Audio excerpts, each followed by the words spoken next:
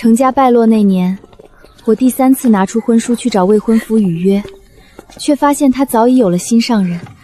可为了活下去，我还是拿着婚书上前赴约。燕郎，这位是……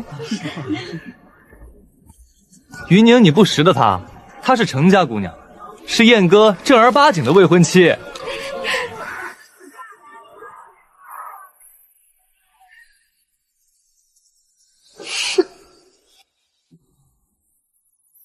这事我本该去寻周伯母说，但周伯母早逝，周伯父在外巡营，总是见不到。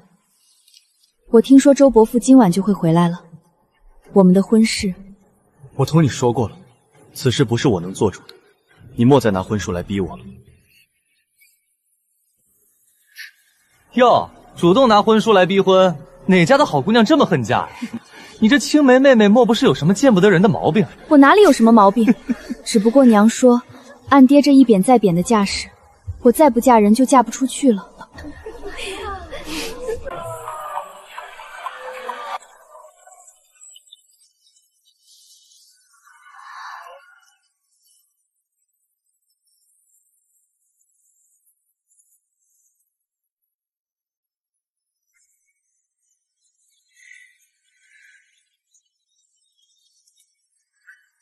来，真走。来，我这走。一燕哥哥，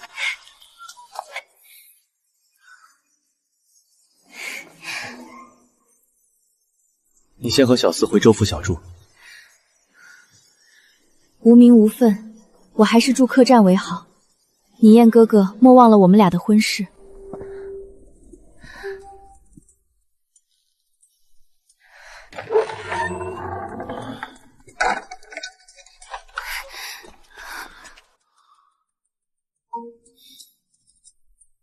婚事我要与父亲商议，你且等等。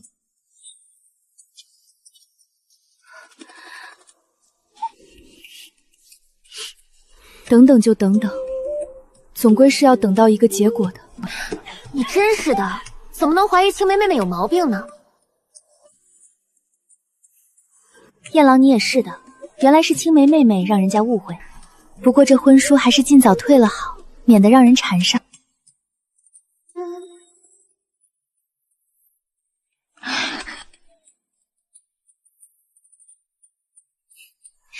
走啦走啦，晚了就看不到好风景了。其他家的姑娘哥哥可都到了。你要是一定要见我爹的话，可以在这里等。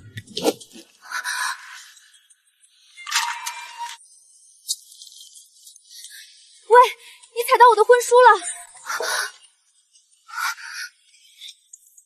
道歉！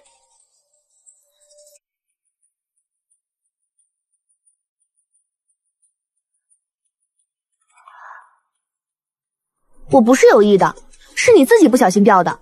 我脚下又没有长眼睛。为了张纸这么大呼小叫，还真是小家子气。明明就是你撞的我！够了，一张破纸罢了，计较什么？别在这儿多事。出发了。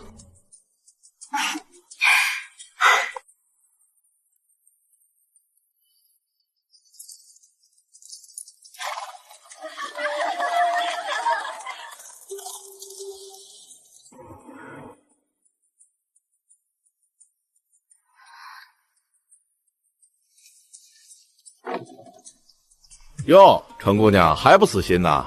周大人还得晚些时候才能回来呢。您啊，就在这儿慢慢等吧。不了，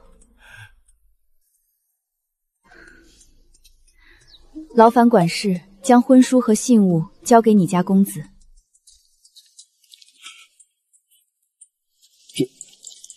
替我与他说一声，这门婚事我不要了。程姑娘，这可是天大的恩典，您可莫要后悔。后悔？周妍妍都已有心上人了，阿莲我又不是会纠缠的人。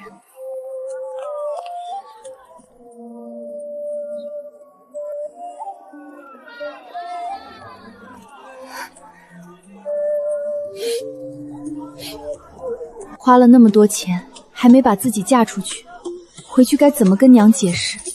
家道已经破败了，娘还在等我的好消息，这日子可怎么过啊？听说了吗？今日陆家夫人设宴，城中未婚配的姑娘都可去，想来是为陆公子相劝啊。陆家那样的门第也用得着相看？不都是高门贵女才得进他陆家门？里面的钱顶多再住1晚客栈，打道回府之前吃顿饱饭的钱都没有了。想看不仅是个机会，最重要的是能吃上一顿好的，真是瞌睡就有人送枕头啊！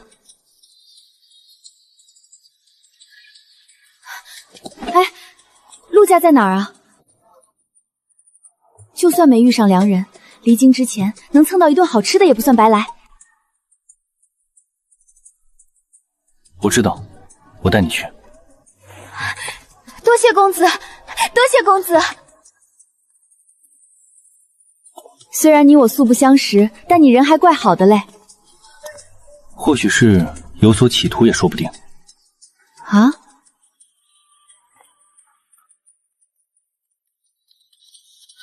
程家那位姑娘呢？公子让我回来瞧瞧，她还在不在太阳底下候着？早走了。那姑娘临走前把婚书和信物都退了，说是这门婚事她不要了。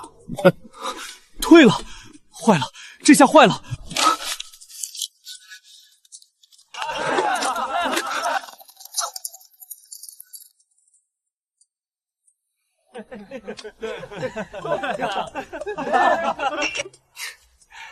燕哥，想什么呢？你那妹妹是从临安哪里来的？我看她那身衣裳可不是京城的款式。她穿的都不知道是几年前的老式相了，早就过时了。我府里的丫鬟都早不穿那些了。提她做什么？好，不提不提，咱们看风景。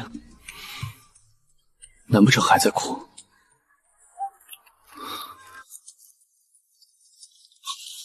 公子，沙多！公子，程姑娘呢？燕哥，那位程姑娘是不是悄悄跟在后头呢？你这嘴上嫌弃，心里怕是挺受用吧？她那个人，从小便是一副最活泼的性子，自幼就喜欢跟在我后面。哎呀，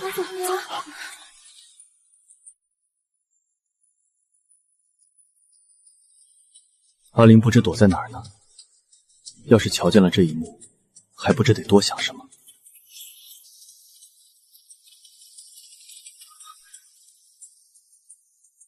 见过周公子，奴婢方才折回去替姑娘拿纸鸢。也对，阿玲那个倔脾气，又不识京城的路，哪里能跟得上来？我真是魔怔了，竟会觉得她能跟上来。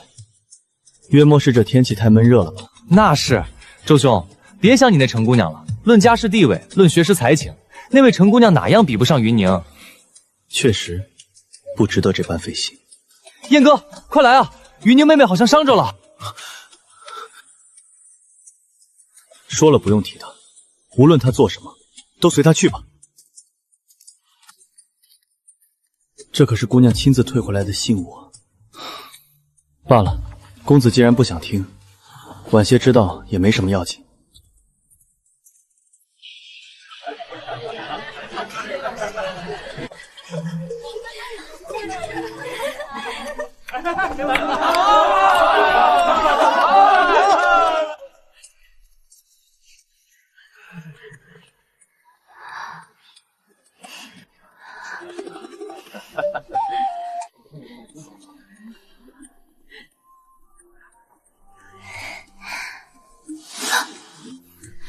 公子，那是南滨席位，你要去那里的，跟在我身后做什么？你不是来相看的吗？坐得这么远，连陆家公子的衣角都瞧不见，岂不是没机会了？公子，我悄悄与你说，你可别说出去了。其实我连那陆公子长什么模样都没见过，更不晓得他是个什么样的人。我就是听说这儿设宴来凑个热闹。我对自己还是有点自知之明的，在这种高门大户相亲，轮也轮不到我，只是简单吃个席，填饱肚子就走，绝不惹事。你是个好人，下次你若有机会来临安，我也带你去吃好吃的。临安，我原先也去过的。是吗？那临安最出名的桂花糕你吃了吗？吃过，当时有人带我去吃了，很甜。那就不算白去一趟。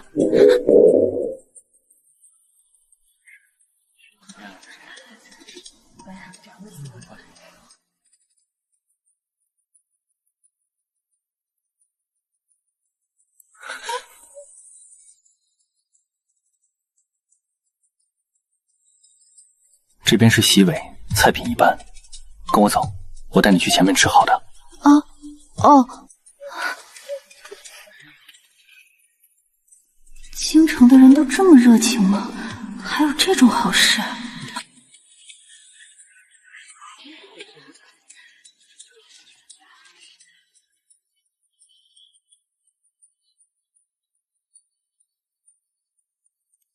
母亲。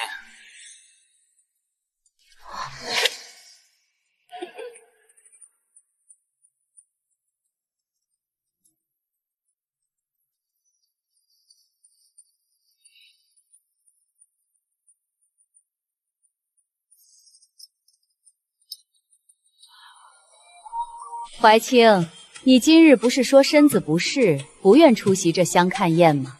这位姑娘是……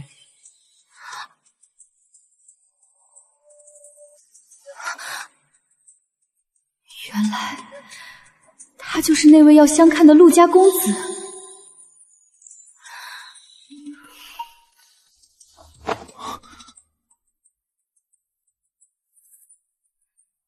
陆夫人万安。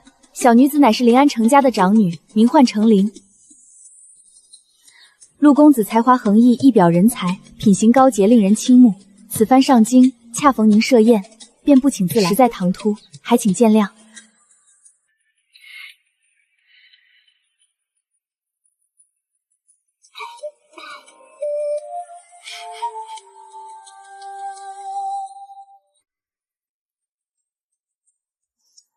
原是如此，你这孩子千里迢迢而来，这份心意实在难得。李嬷嬷，快给程姑娘看座。是。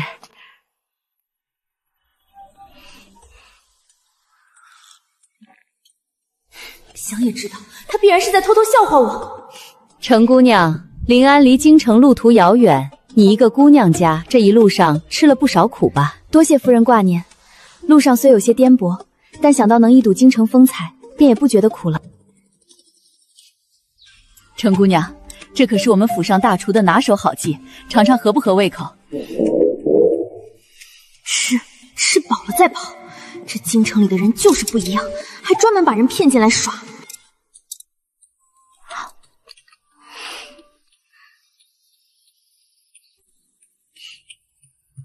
程姑娘，不知你家中如今还有何人？你父亲在临安任的是何官职啊？回夫人，小女子家中有父母，还有一个尚且年幼的妹妹。父亲原是在朝中为官，年前因为一些变故被贬谪到了临安，做个地方小官。如今家中虽不如往日富贵，但父母恩爱，妹妹乖巧，日子过得倒也温馨。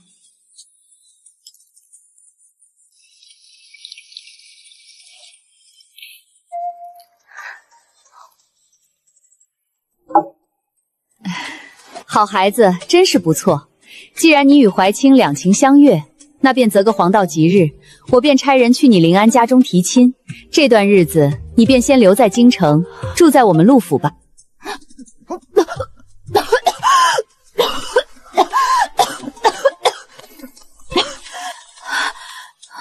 慢些吃，没人跟你抢。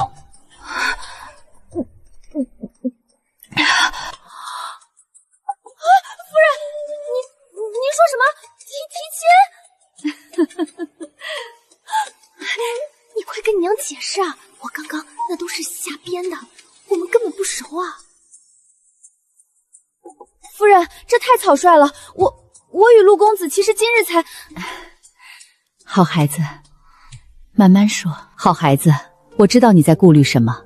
你是个身家清白的好孩子，你父亲贬官的事儿我也略有耳闻。你父亲程大人为官刚正不阿，在朝中一直有些名声。此番贬谪不过是受了奸人所累。你放心，只要你入了我们陆家的门，怀清他父亲在朝廷上定会为你父亲说情，想必用不了多久，你父亲便能调回临安，甚至重回京城。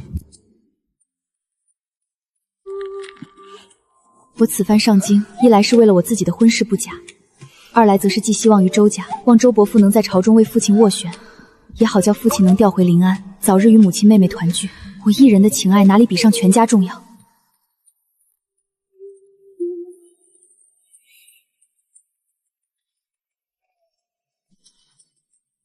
程姑娘，我陆怀清，年方20有2，新科状元及第，如今任职翰林院，在下身家清白，至今并未娶妻，房中也无通房侍妾，平日里只爱读书，并无任何恶劣行径与不良嗜好。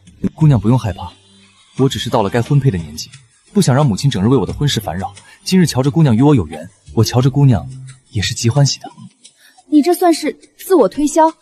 天底下的新科状元都是这般草率的定下终身大事的吗？好，既然陆公子不嫌弃小女子家门落败，这门婚事我答应了。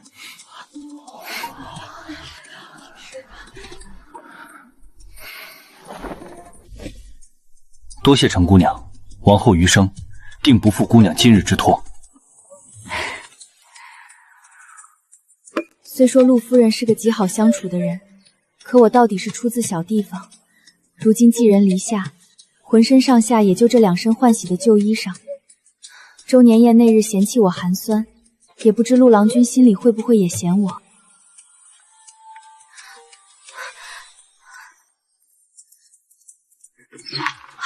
程姑娘，昨夜睡得可还好？多谢陆郎君挂念，睡得挺好的。你独自一人来京，身边没个贴心伺候的人，总归不便。往后这2个丫鬟便凭你差遣，他们略通些拳脚，能护你周全。姑娘请看。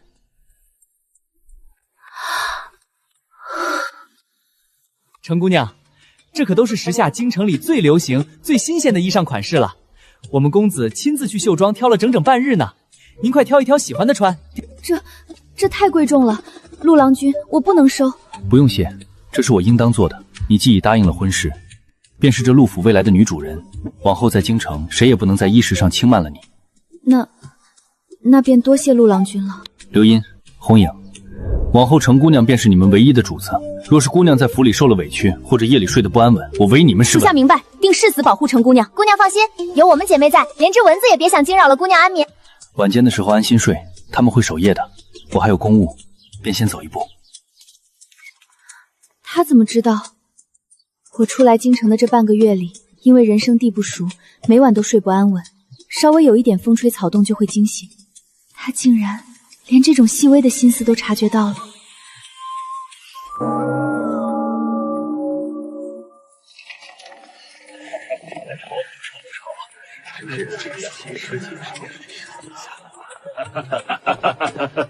真没想到，今日陆大人竟然会亲自在圣上面前为那个远在偏僻之地的程家说情。可不是嘛！那位大人因为年前直言上阵被贬得极惨，本以为这辈子都无望回京了，没成想今日圣意竟然转还了，当场就拟了调令，将他调回了京城。陆家向来不掺和这些党州之事的，这次陆大人怎么会突然为了一个贬官费尽心思在圣上面前斡旋？真是奇了怪了。陆大人今日在朝堂上替程家说情，圣意转还，将程林的父亲调回了富庶的临安，这怎么可能？陆家那是何等清贵的高门，程家不过是个落败的贬官，他们之间能有什么交情？难道是巧合吗？陆大人请留步，晚辈周年言见过陆大人。原来是周御史家的公子，周贤侄拦下本官，所谓何事？晚辈方才在殿上听闻陆大人为临安的程大人陈情说情，晚辈斗胆，程家与晚辈家中有旧，不知陆大人为何会突然垂怜程家？程大人为官刚正不阿，本官向来敬佩他的为人，见不得忠臣在荒凉之地受苦，顺口在圣上面前说句公道话罢了。怎么，周贤侄对本官的举动有何异议？晚辈不敢，晚辈绝无此意。陆大人高义，晚辈佩服。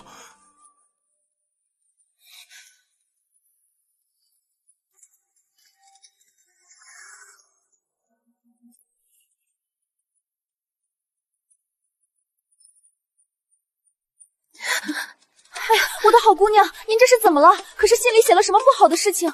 您别哭啊！要是让公子瞧见了，非得扒了我们俩的皮不可。红影，姑娘，若是有什么难处，只管跟公子说。在这京城里，还没有公子办不成的事儿。不是坏事，是天大的喜事。我爹被调回临安了。哎呀，这可真是太好了！这临安可是个富庶的江南好地方，总比那苦寒的贬之地强上10000倍啊！是啊，我爹在信里说，圣上突然下了调令，还说是当朝的陆大人在朝堂上极力为我爹说情，圣意这才转还的。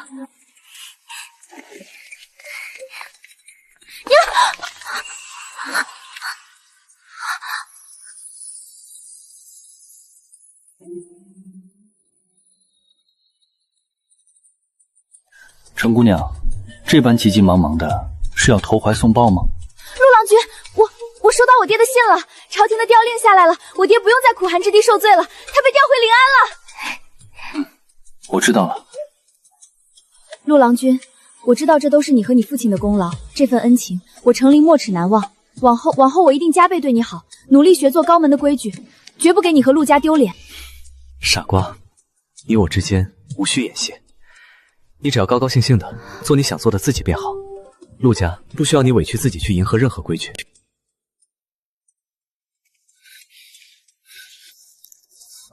5天了，整整5天了，他怎么一次都没有来过周家？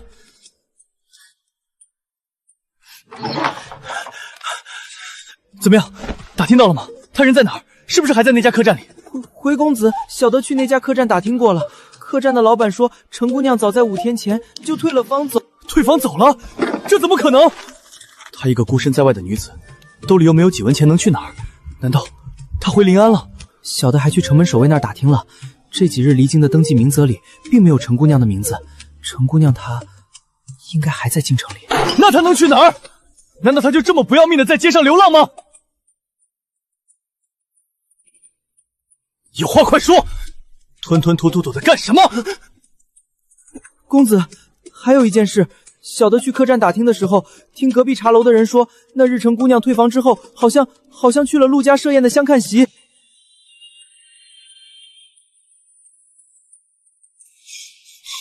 难道陆大人今日在朝堂上为程家陈情，不是巧合，而是因为程灵？这不可能！陆家何等门第，怎么可能看得上他那个破落户的野丫头？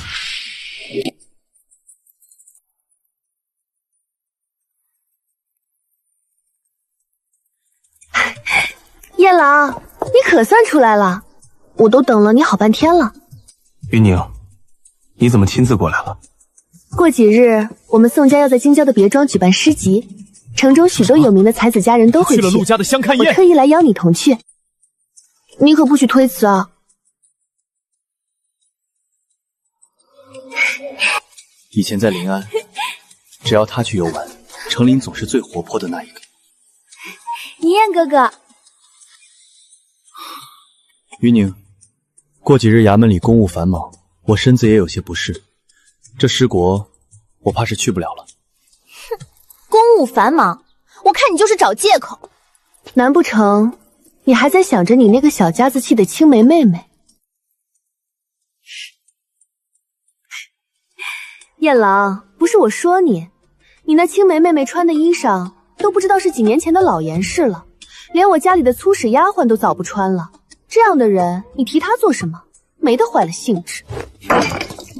够了，提她做什么？以后在州府休要再提她的名字。不提就不提，你凶什么凶？知画，我们走。是，小姐。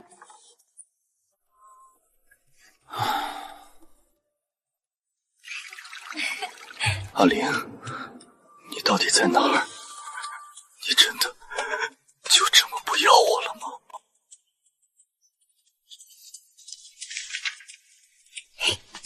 姑娘，您这几日天天在屋里闷着，瞧这小脸都快闷出水来了，可是在想我们公子啦？胡说八道些什么呢？谁想他？姑娘瞧，说曹操，曹操到。公子这不是急急忙忙的来瞧你了吗？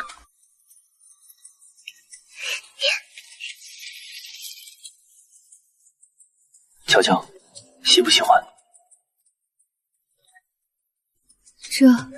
这是最新的款式吧？听闻这赤金点翠在京城可是一簪难求呢。簪子再美，也要人戴着才好看。那个陆郎君，你今日不用去翰林院当值吗？天天往我这儿跑，不怕别人说闲话啊？圣上特许我几日婚假，让我好生在家筹备大婚。况且你是我的未婚妻，我来瞧我的娘子，谁敢说半个不字？嫁给他当真是极好的。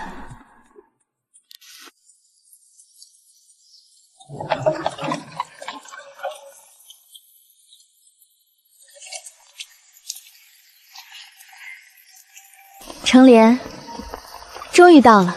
我听李嬷嬷提起过好几次，说陆夫人最爱云来楼的青梅酒。夫人平日待我那样好，我正愁不知该如何孝敬她。今儿个赶巧，咱们多买几坛带回去。姑娘真是有心，夫人若是知道了，定要把姑娘疼到骨子里去。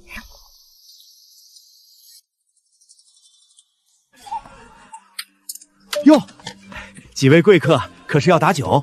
掌柜的，劳烦给我打2坛上好的青梅酒。好嘞，姑娘您稍等，小的这就去后轿给您提最纯的那2坛。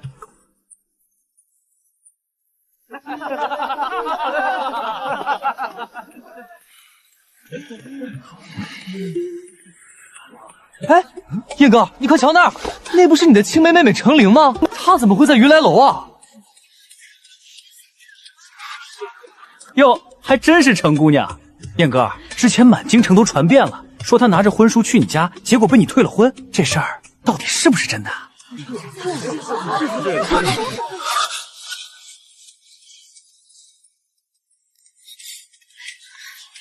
阿玲，过来。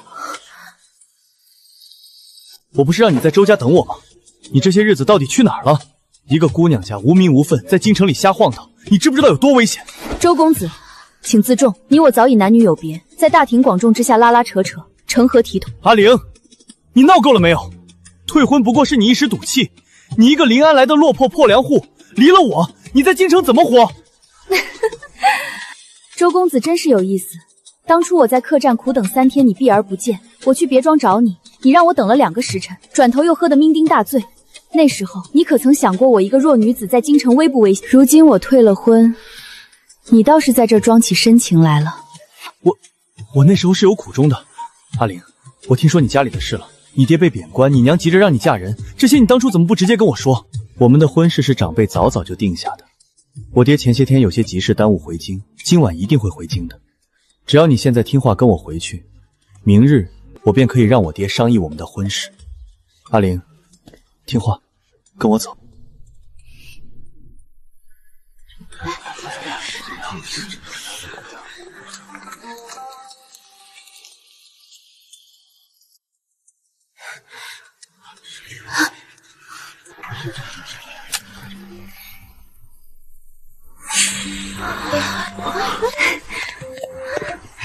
陆郎君，你怎么亲自来啦？在府里听刘英说你出门买酒了，外面下着雨，我不放心。马车就在外面，接你回去。酒已经打好了，那咱们走吧。站住！陆怀清，你凭什么带她走？阿玲是我的未婚妻，我们2家自幼指腹为婚，你陆家就算再高门显贵，也不能强抢民女，横刀夺爱。改日我定会登门向陆大人要个说法。放开我！周年夜，你疯了！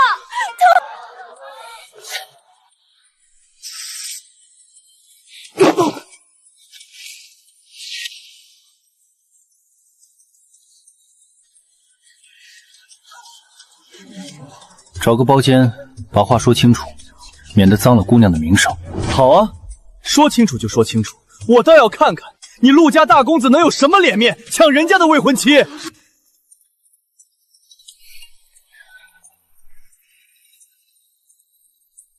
听话，你在外面等我，里面乌烟瘴气的，你是女孩家，不宜出面听这些。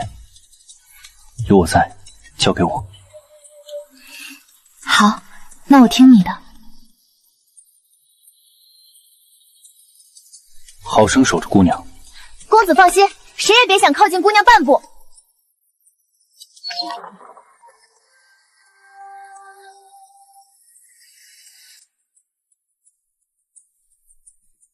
周公子，我听闻程姑娘找你周家的信物和婚书退还，两家退了婚，白字黑字清清楚楚。你今日却在这大庭广众之下，口口声声说她是你的未婚妻，不知周公子的脸皮是何物所做？早干嘛去了？陆怀清，你少在这装高尚！婚事是我们两家早早定下的，长辈之命，媒妁之言。哪里凭她一个无知妇人说退就退？只要我不肯退，她生是我周家的人，死是我周家的鬼。如此说来，你便连她姑娘家的脸面和名界都不顾了。她一个姑娘家，千里赴京，你却让她三番四次拿婚书去寻你，甚至任由你那些狐朋狗友当众羞辱她。一次两次，你是非要逼得她名声扫地，投江自尽，你周天言才满意吗？你既然已经看中了那宋家姑娘，又何必回过头来像条疯狗一样咬着她不放？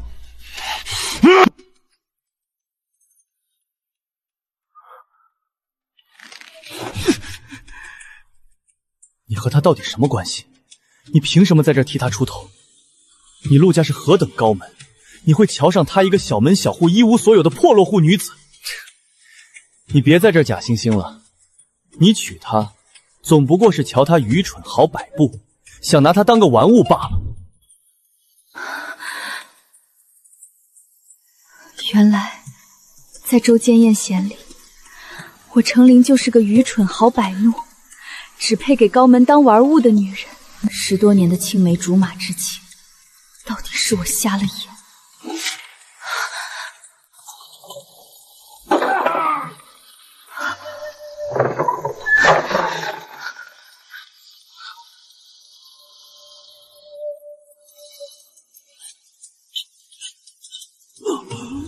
你自己瞧不上她，别当所有人都和你一样眼瞎。她在我心里是这世间顶好、最干净的姑娘。往后，我不允许你在任何地方说她半句不好。你有一句话说得对，我陆家高门，不是你这种货色能得罪得起的。滚！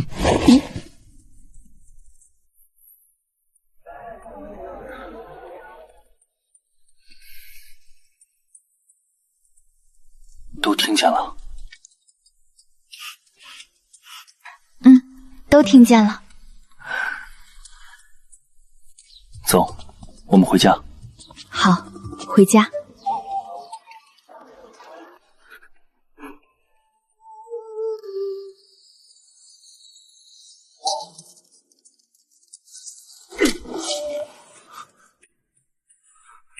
逆子，你这个不孝的逆子！老夫不过离京数月，你竟然做出这等背信弃义的荒唐事！父亲，您听孩儿解释，那程家已经彻底落败，程伯父被贬到那等荒凉之地，这辈子都翻不了身。若娶了程玲，对孩儿的仕途根本毫无助力。再说，我也没说不娶她了。混账东西！仕途？你口口声声为了仕途，却连做人最基本的信义都丢干净了！你好大的胆子！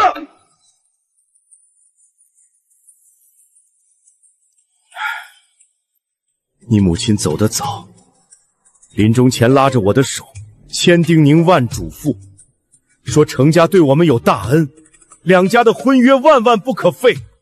我本以为将你留在京城，你能考取功名，光宗耀祖，没想到你竟然被猪油蒙了心，被宋家那点虚名迷了眼。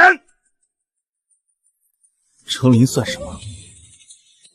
一个连饭都吃不起的破落户。他甚至拿着婚书去陆家相看，不知羞耻的勾搭上了陆怀清，是他先对不起我的。你只知陆家在朝堂上替程家说话，那你知不知道，圣上已经连夜拟了调令，将程大人调回京城，官复原职，甚至还要加官进爵。什么？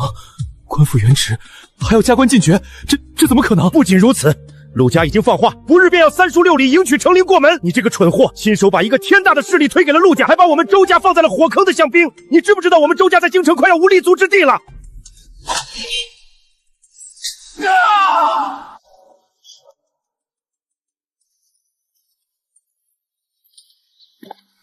姑娘，您从大清早起就这般晃悠，奴婢的眼睛都快被您晃花了。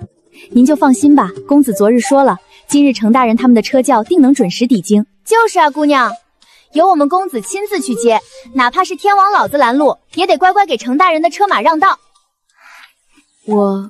我就是太久没见着爹娘和妹妹了，在京城这半个月，我日日夜夜都在盼着这一天。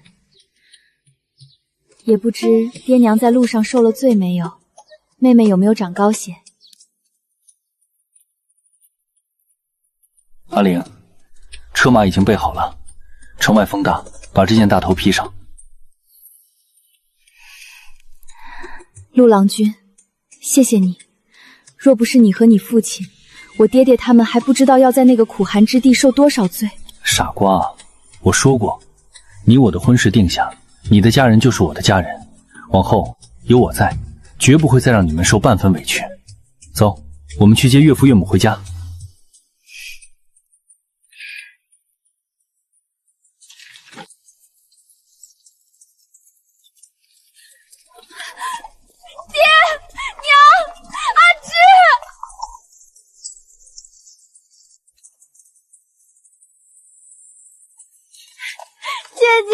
阿芝好想你，阿芝以为再也见不到你了。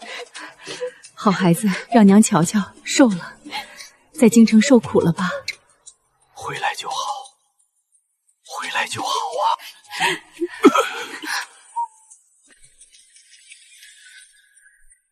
程兄，一别数月，程兄风采依旧。贤弟今日特意带着这逆子前来，向程兄和贤侄女赔罪。周大人，老夫一介贬官，担不起周大人这般大礼。至于赔罪，我程家门庙小，要不起周公子的虚情假意。逆子，还不过来给程宝父和程姑娘跪下认错！二位，今日是程姑娘与父母重逢之日，不见闲杂人等。周公子若皮肉还疼，便早些回去治伤，莫要在这里碍眼。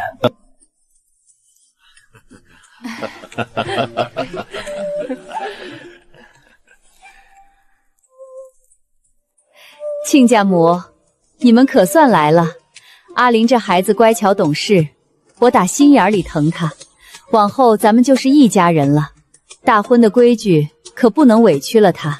陆夫人折煞我们了，阿林能得您如此青睐，是她的福气。陆兄，此番程某遭逢大难，若非陆兄在圣上面前据理力争，程某怕是要老死在荒凉之地。陆家对程某对程家恩同再造。程兄客气了，你我同在朝为官，本官向来敬佩你的风骨。况且怀清这小子认准了阿玲姑娘，非他不娶，咱们以后是亲家，无需这些虚礼。程大人请用茶。往后阿玲在京城，小婿定会视若珍宝，绝不让她受半点风雨。好，好孩子，阿玲交给你，老夫放心。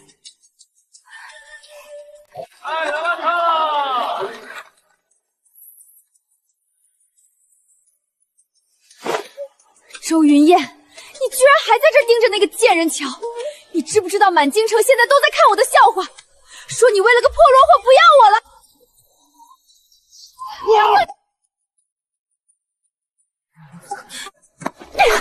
你居然敢骂我毒妇！周秦叶，你摸着你自己的良心想一想，当初是谁求着我们宋家，想方设法要跟那个程玲退婚的？如今瞧见人家程家翻了身，瞧见程玲要嫁进高门了，你倒快请我来了！你就是个趋炎附势的小人！你懂什么？要不是你一再挑拨，我何至于冷落阿林？如今陆家因为他事事针对我们周家，我父亲在朝堂上被孤立，这都是因为你。哟，这就是那个周御史家的公子吧？当初为了宋家姑娘退了指腹为婚的未婚妻，如今瞧见人家未婚妻要嫁进陆府了，又后悔了，真是不要脸。可不是嘛，竹篮打水一场空，活该。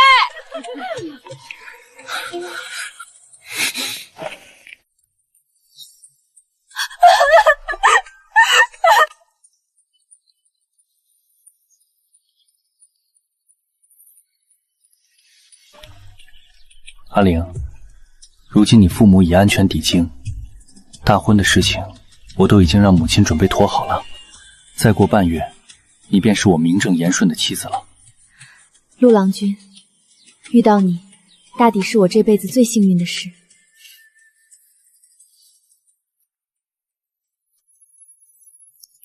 陆怀清、程灵，你们想顺顺利利成婚，做梦！我周逆言得不到的东西，哪怕毁了，也绝对不会便宜了你们。咱们走着瞧。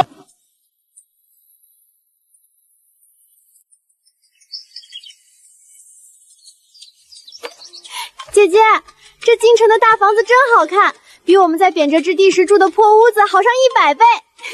娘说这都是姐夫，不对，陆姐夫帮忙张罗的呢。你这丫头还没大婚呢，就一口一个姐夫，也不怕休了你姐姐。阿芷，莫要胡说，陆郎君只是尽心罢了。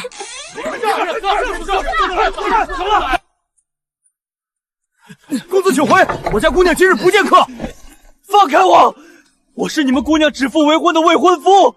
你们程家如今高升了，便要当陈知县，将我拒之门外吗？阿玲，阿玲，你出来见我！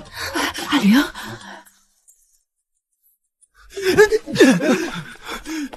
阿玲，你终于肯见我了。你快跟叔母他们说说，我们当年的婚约是真的。你不能因为陆怀清是状元就嫌贫爱富、攀龙附凤啊！周公子，请你自重。嫌贫爱富、攀龙附凤，当初我程家落难，避之唯恐不及的人是你。如今我爹官复原职，死缠烂打的人也是你。周公子，到底是谁嫌贫爱富？满京城的人心里都有一杆秤。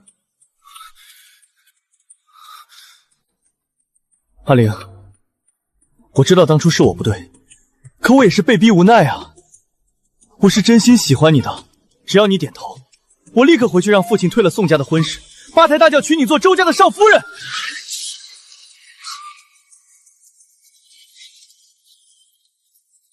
混账东西！你周家也配娶我女儿？无耻小儿！当年我程家落难，你周家避我如蛇蝎，任由我大女儿在京城无依无庇，受尽冷眼。如今还有脸找上门来纠缠？程伯父，两家旧情，您怎能如此绝情？旧情？从你周年贤退婚，任由宋家侮辱我女儿的那一刻起，两家便只有仇，没有情。家丁何在？在！把这个不知廉耻的逆贼给我打出去！往后周家人与狗不得踏入城府半步！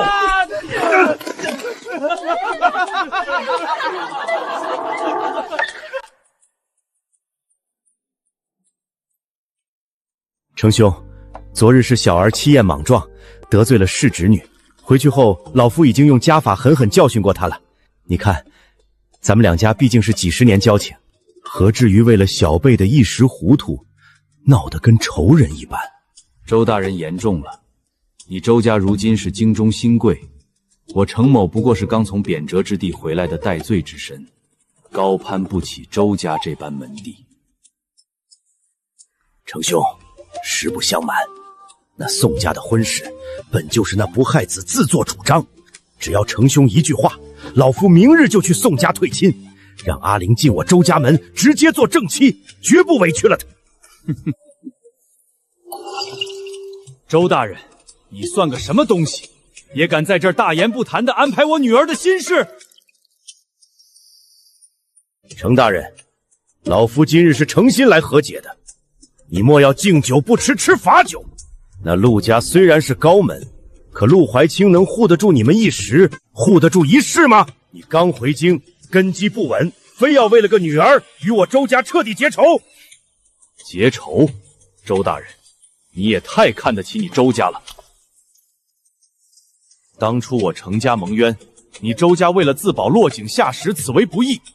你儿子周辇彦欺瞒阿刘，退婚在先，羞辱在后，此为不仁。如此不仁不义之门风，也配娶我程某的女儿？你，今日我程家便与你周家彻底割席断义，两家恩怨至死方休。带着你的这些脏东西，滚出我程府！好，好你个程铁头，你且等着！这京城风大，别以为攀上了陆家就能高枕无忧。咱们走着瞧。我的好阿玲，这一转眼你都要嫁人了。看到陆家对你这般上心，送来的聘礼整整抬了120台，连带着把这些嫁妆都给你备得足足的，娘这心里真是又高兴又舍不得。娘，女儿虽然嫁了，但陆府离我们新宅不过2条街，女儿往后天天回来瞧您和爹爹，还有阿芝。陆郎君是个极好的人，今日他在朝堂上还特意摆脱了他父亲在兵部给阿儿的卫外消亲，也使了力。阿玲，你嫁过去要好生相夫教子，莫要任性。周家终于彻底成为了过去，而我的未来有我爱的人，也有爱我的人。陆怀清，往后余生风雨同舟，我甘之如饴。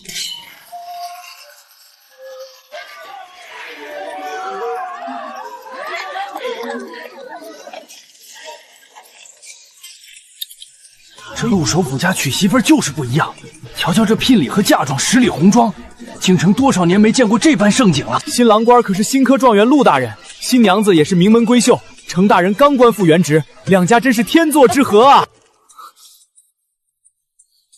天作之合，程玲，你原本是我的妻子，是陆怀清仗势欺人抢了你，我绝对不会让你们顺顺利利拜堂成亲，绝对不会！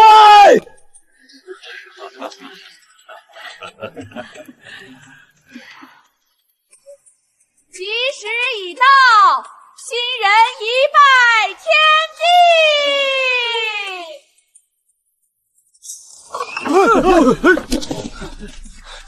慢着，陆怀清，你这个道貌岸然的伪君子，你仗着陆家权势，强抢民女，横刀夺爱。程琳本是我指腹为婚、白纸妻子的未婚妻，你凭什么抢我妻子？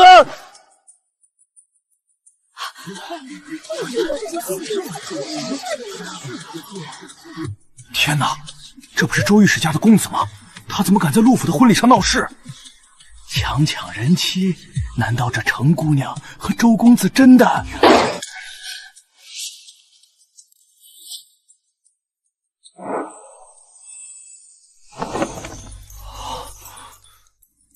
陆郎君，且慢，今日是我与你的大喜之日，不容这等疯狗脏了我们的婚宴。这盆脏水，我亲自倒回去。阿玲，你快告诉大家，你心里是有我的，是陆家逼你。周灵燕，你口口声声说陆家强抢你妻子，那我且问你，当初我程家落难，我孤身一人带着信物与婚书千里投奔，在客栈苦等3天，你避而不见，那时我是谁的妻子？我那时……第2次，我亲自去你周家别庄寻你，你让我一个弱女子在风雨中等了整整2个时辰，最后换来的是你宿醉未醒，避之唯恐不及。那时，你可曾想过我是你的未婚妻？第3次，我上门退婚，你周念言不仅没有半分愧疚，反而任由宋家女在大街上对我百般刁难羞辱。那时候，在你的眼里，我不过是一个可以随意踩踏、一无所有的破落户。呸！原来是个嫌贫爱富的小人，人家落难的时候躲着不见，如今人家官复原职，高嫁陆家了，倒有脸来要人。周御史家怎么养出这么个不知廉耻的无耻之徒？不是这样的，是他们逼我的。阿玲，婚书还在，我们还没退婚。睁大你的狗眼看清楚！这是你父亲亲手签字画押的退婚书，两家恩断义绝，早已无半点干系。周年燕，今日你擅闯陆府，侮辱朝廷命官之妻，按律当严惩。来人，打断双腿，送去顺天府。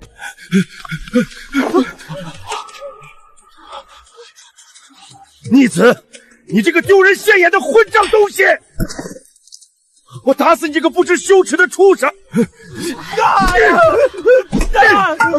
陆大人、程大人是下官管教不严，养了这么个失心疯的逆子。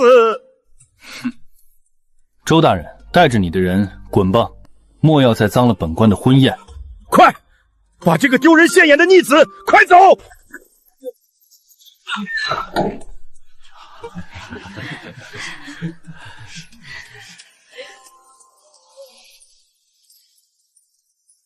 吉时到，新人夫妻对拜。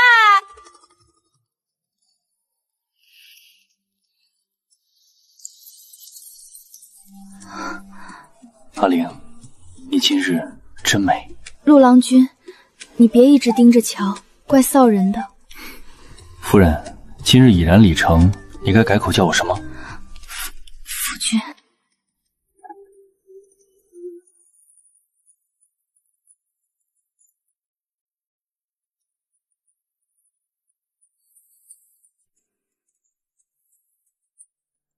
逆子，你看看你现在像个什么鬼样子！为了一个已经嫁入高门的女人，你连前途都不要了吗？前途？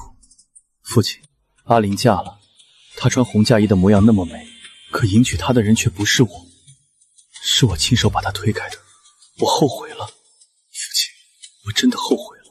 后悔有什么用？她现在是陆首府的儿媳，你再去纠缠，周家就得被你彻底葬送。你给我清醒一点！往后看。既然丞相对指望不到，但宋御史在朝中不许死死颇有分量。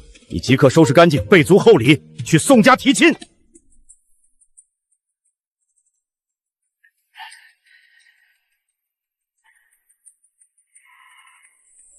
宋兄、嫂夫人，小儿与云宁姑娘情投意合，先前虽有些误会，但小儿今日是真心求娶。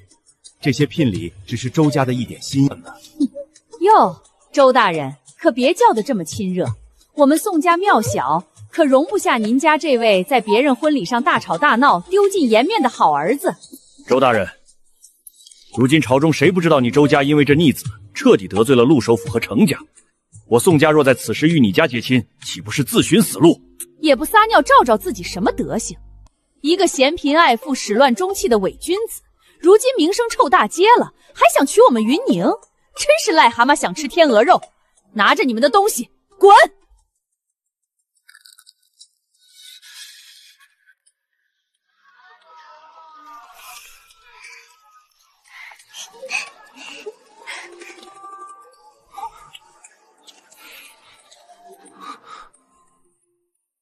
阿玲，她看起来过得很好，没有我，她活得比任何人都要璀璨，而我已经连站在她身边的资格都没有了。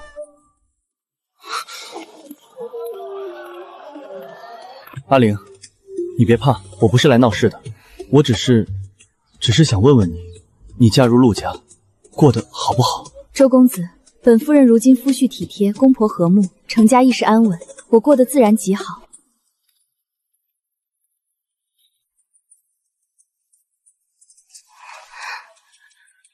周公子，内子过得如何，本官自会负责，不劳旁人费心。阿玲，车马备好了，我们回家。好，听夫君的。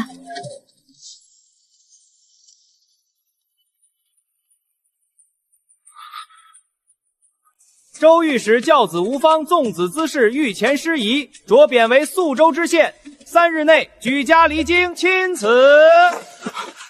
臣领旨谢恩，吾皇万岁万岁万万岁！哼！逆子，你这个丧门星！苏州那是什么鬼地方？那是不毛之地，是流放罪臣的地方。我周家3代的心血，我汲汲营营一辈子，全被你这个逆子给毁了！毁了，毁了好啊！反正我早就什么都没有了。你还嫌害得我们不够惨吗？你还要去见那个贱人？这是最后一面，见了我便死心，随您去苏州；若不见，我便死在这京城。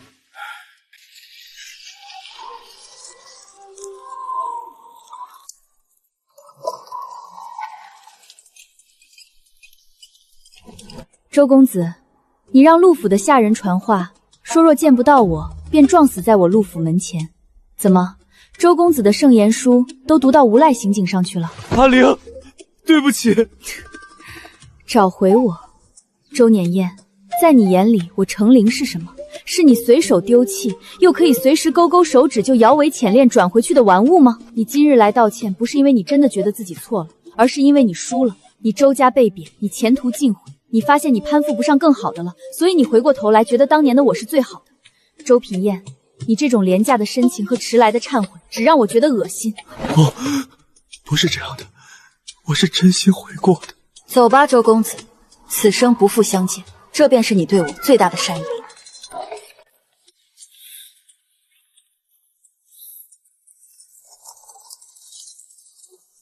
哟，这街上怎么有一股子穷酸发霉的味儿？我当是谁呢？原来是那丧家之犬周家的少爷啊！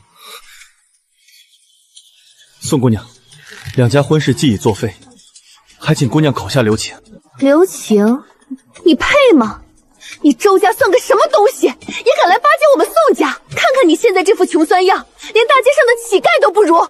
当初要不是你厚着脸皮来纠缠本姑娘，本姑娘至于成为全京城的笑柄吗？识相的赶紧滚，少在街上碍了我们家小姐的眼。宋云宁，你莫要欺人太甚。欺你又如何？如今你爹被贬去宿州那等苦寒之地，你周家这辈子都别想再翻身。一个注定要死在荒原上的罪臣之子，本姑娘踩你都嫌脏了鞋面。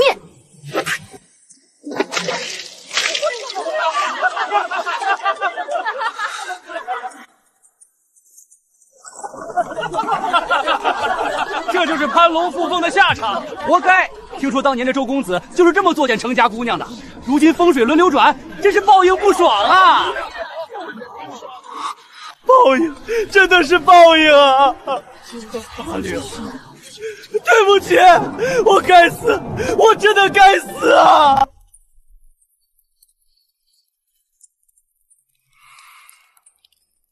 见到了，见到了，他羞辱你了，陆家的人打你了。没有，他甚至不屑羞辱我。父亲，我今天在街上遇到了宋云宁，他像踩一条狗一样踩我的尊严，在大街上把脏水泼在我脸上，那些围观的人都在笑话我。父亲，您知道那一刻我在想什么吗？讲什么？我在想，当年的阿玲也是这般绝望，她千里迢迢来投奔我，而我却在冷眼旁观，甚至纵容别人作践她。我今天受的痛，连她当年的1/1000都及不上。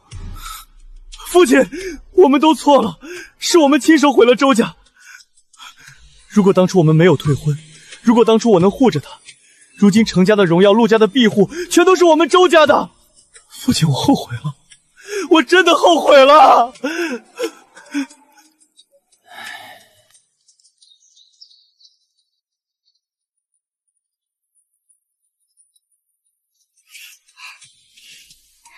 夫君今日不用去当池吗？怎么倒有闲情逸致来伺候妾身梳头了？这是什么？今早听刘英说，朝堂上出大事了。那平日里横行霸道的宋御史似乎出了变故。宋御史贪赃枉法，被大理寺和御史台联合查办。圣上震怒，念其往日威功，免了死罪，削去爵位，贬为宿州司户参亲。今日圣旨已经下了，全家即刻离京。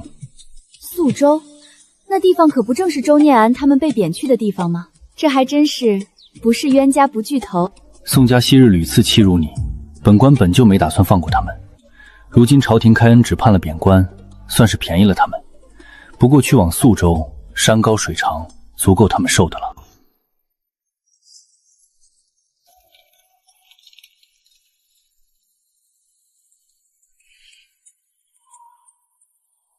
母亲，我是京城第一名媛，我怎么能去那种地方？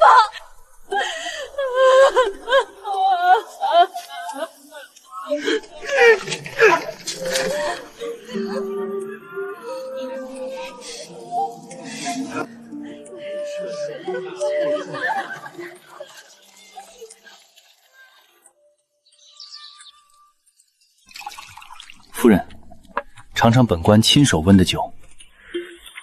入口温润，还带着梅花的清香。夫君的手艺是越发好了。只要阿玲喜欢，我便天天为你温酒。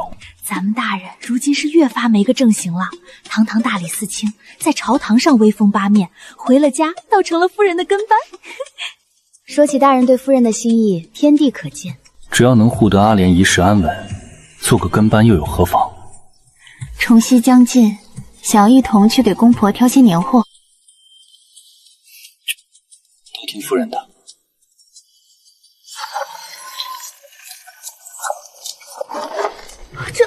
这就是宿州，这分明就是个叫花子待的地方。既来之，则安之。我如今只是这里的司户参军，在正印知县手下办事，往后咱们得夹着尾巴做人了。天杀的，这可怎么活？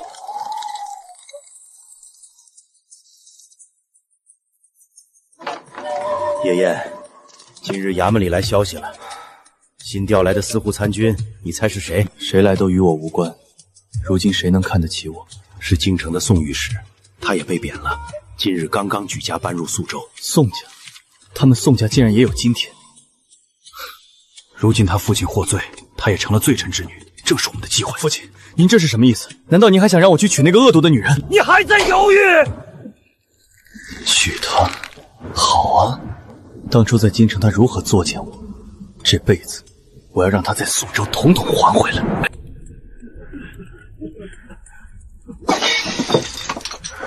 我不嫁，凭什么让我嫁给那个没用的废物？他家如今连饭都快吃不饱了。你以为你还是当年的宋家大小姐吗？女儿啊，周家虽然穷酸，但周建业好歹是个读书人。如今两家落魄，在这鬼地方，若是没有个依靠，迟早要被这里的地头蛇生吞蛇剥了呀！你父亲也是为了咱们家着想啊！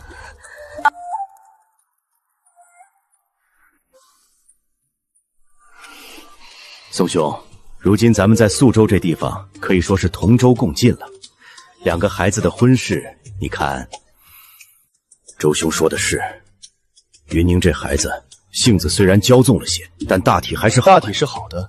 宋师兄，您怕是忘了当初在京城街头，宋姑娘是如何指着在下的鼻子，骂在下是癞蛤蟆想吃天鹅肉的。贤侄，当初都是小女不懂事，在京城有些口角。不懂事？她泼在我脸上的脏水，我可是到现在都记得清清楚楚。宋云宁，你以为你还是京城那个高不可攀的宋二小姐吗？如今你不过是个没人要的、年纪大又刻薄的落魄女。我想娶你，是给你们宋家脸面。周宁烨，你这个小人得志的无耻之徒，你敢这样侮辱我？侮辱你又如何？宋云宁，你若是不嫁我，在这宿州，我保证你们宋家寸步难行。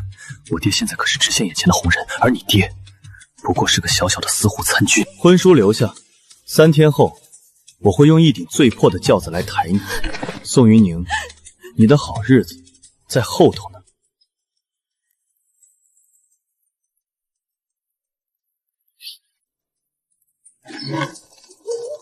哭什么？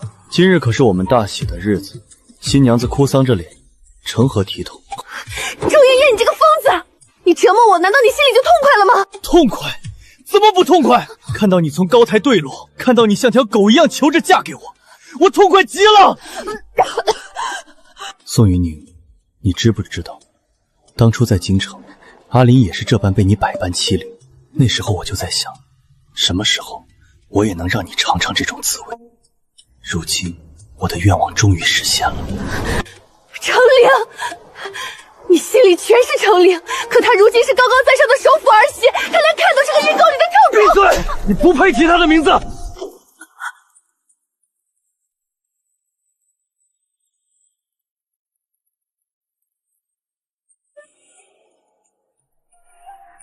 真甜。夫君，今夜是除夕呢。今夜是除夕，往后的每一个除夕，本官都陪着阿玲一同度过。执子之手，与子偕老。夫君，阿玲此生无憾了。夫人，此生有你，怀清亦是无憾。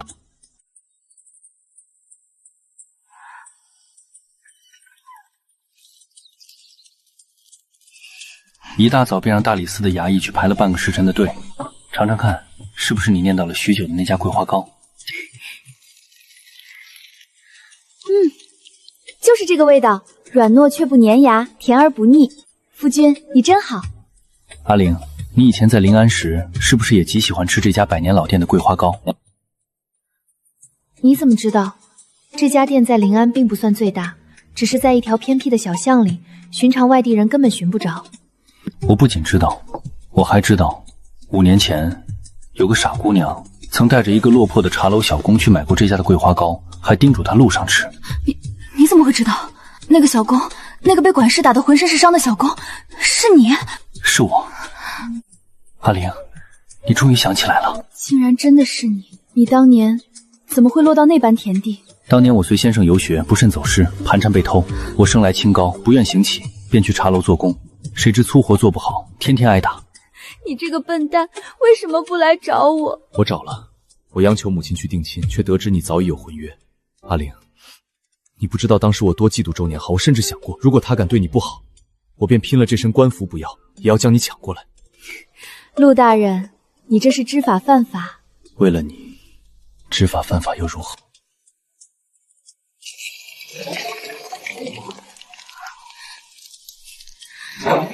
还坐在这里干什么？屋顶塌了，你没看见吗？还不快滚出去把血清理了！要是今晚冻坏了老子，看我不打死你这个丧门星！周雨夜，你竟然让我去爬屋顶扫雪！我是宋家的嫡女，千金之躯。你这个没用的窝囊废，在外面生了气就只会回来拿女人撒气。千金之躯，你宋家早就败了。你爹现在不过是个9品芝麻官，你如今在宿州分连条狗都不如。要不是我周家收留你，你早就去春风楼卖笑了。周月夜，你打啊！有种你打死我！你这个太监一样的懦夫，一辈子都比不上陆怀清。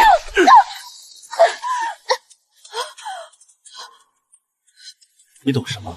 只要我能回京，陆怀清、程琳，我一个都不会放过。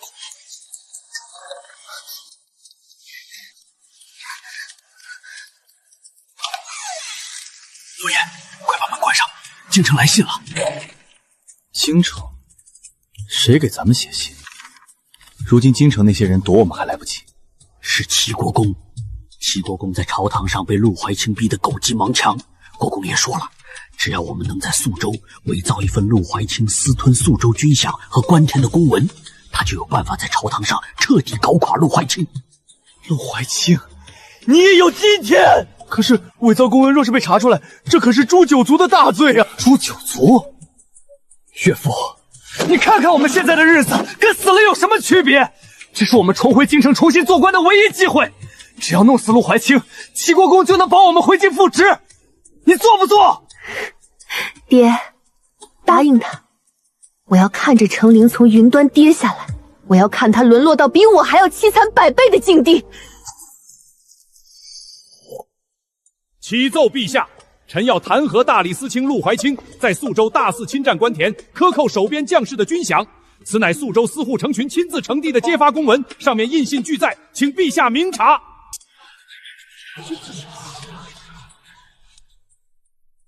陆怀清，你有什么可说的？臣无话可说。陛下，陆怀清无言以对，足见立刻将其停职查办，以安边疆将士之心。传朕旨意，大理寺卿陆怀清暂时停职，收回大理寺印玺，于府中思过，听候大理寺与刑部联合调查。臣遵旨。齐国公，你终于忍不住动手了，只可惜你找错了合作的人。姑爷、姑娘，你们怎么还坐得住啊？外面都传疯了，说大理寺卿贪污，连公文和印制都送到京城了。刘英，慌什么？越是这个时候，越要沉得住气。夫君，你看，这公文上盖的印戳是12月初8，可据边疆半月前的敌报，宿州自11月28起便遭遇了大雪封山，驿道全断。夫人聪慧，大雪封山，连朝廷的紧急军情都送不出来。这份弹劾我的加急公文，又是如何在这天堑一般的雪山中，只用7天就送到京城的？漏洞百出，这公文分明是有人在宿州伪造，再由齐国公在京城里应外合。至于宿州那个盖章的人，除了周吞营和宋家那2只丧家之犬，不做他想。属下领命。红影，带上我大理寺的暗卫，连夜赶往宿州。齐国公生性多疑，等他反应过来这公文的漏洞，必定会派人去宿州杀周家灭口。你务必在刺客动手前，将周年燕和宋家父子给我活口带回来。属下领命。齐国公夫人。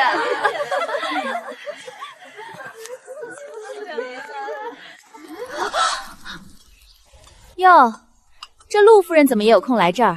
我还以为陆大人被停职了，陆夫人得在府里忙着收拾香笼，准备去哪儿苦寒之地上任呢？可不是嘛，先前那般神气，如今怕是也要落得跟那周家一样的下场。陆夫人，本夫人也是看在往日的情分上劝你一句，陆大人这次犯的事可不小，克扣军饷那是杀头的大罪。你若是识相，现在修书一封与陆家和离，或许还能保全性命。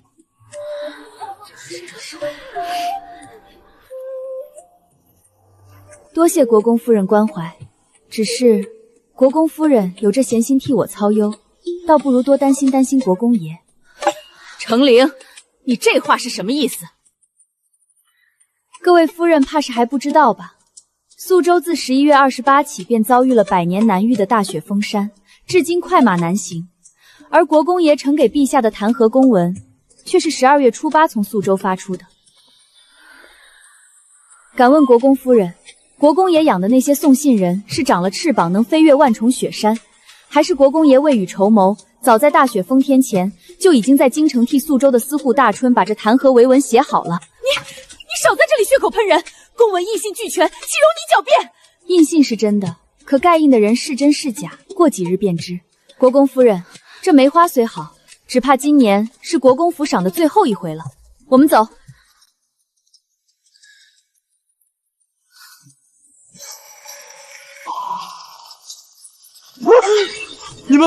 你们是谁？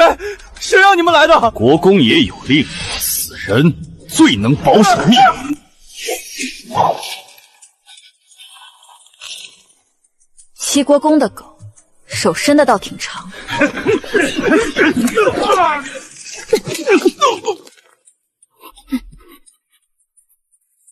周大公子，好久不见。红影，你是陆怀清的人，他要杀我！杀你？我们大人嫌脏了手，要不是我们，你现在已经是一具尸体了。周艳艳，想活命就把齐国公如何指使你如何联合宋家伪公文的事情一五一十写下来，签字画押。我写，我画押，别杀我！都是齐国公指使的，是他说能带我回京的。陛下，证据确凿，陆怀清贪墨案已过去数日，大理寺却迟迟不肯结案，莫非是要包庇罪臣？请陛下立刻将陆怀清打入天牢。大理寺卿陆怀清觐见。臣陆怀清参见陛下。臣非但没有贪墨，反而为陛下带回了通敌构陷伪造公文的叛臣贼部。陆怀清，你竟敢私自将宿州的罪臣押解回京，你这是抗旨！周宁燕，当着陛下的面，把你知道的一字不立的说出来，若有半句虚言，立刻凌迟。陛下饶命啊！罪臣该死！是齐国公给罪臣写信，许诺只要罪臣和宋大人利用职务之便，伪造陆大人克扣军饷、侵占官田的公文，他就保罪臣回京。陛下，这是诬陷！这疯子在血口喷人！混账！好一个齐国公，为了党争，竟然连边疆将士的安稳都不顾，伪造通敌公文！来人，将齐国公拨去朝府，抄家问斩！至于周衍燕与宋家父子构陷朝廷重臣，罪不容诛，念其供认有功，免去死罪，革去功名，判流放宁古塔，世代不得入京。陆公子，当年你拿了我2两银子和一把伞，这笔账你打算怎么还？这辈子、下辈子、生生世世，我陆怀清都偿给夫人，可好？